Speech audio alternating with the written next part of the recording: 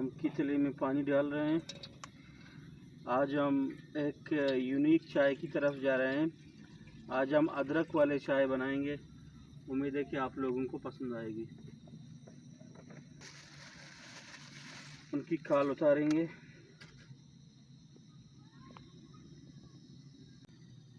इसके बाद हम पानी में ये अदरक का टुकड़ा डालेंगे।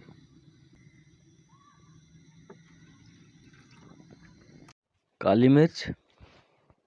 अभी हम इसको बॉयल करेंगे। पत्ती चाय के मकदार से हम ऐड करेंगे।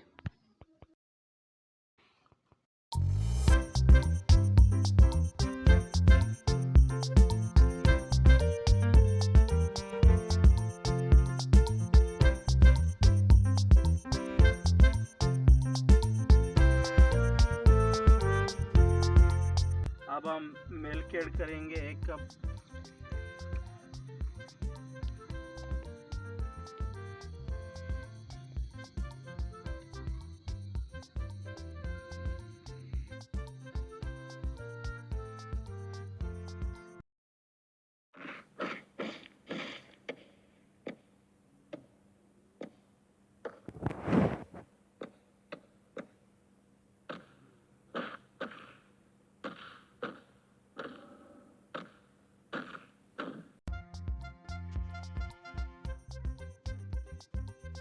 चाय हमारा रेडी हो चुका है। हम अब इसे उतारेंगे।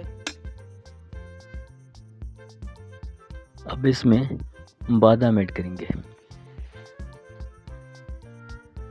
बहुत अच्छा चाय, एक्सीलेंट।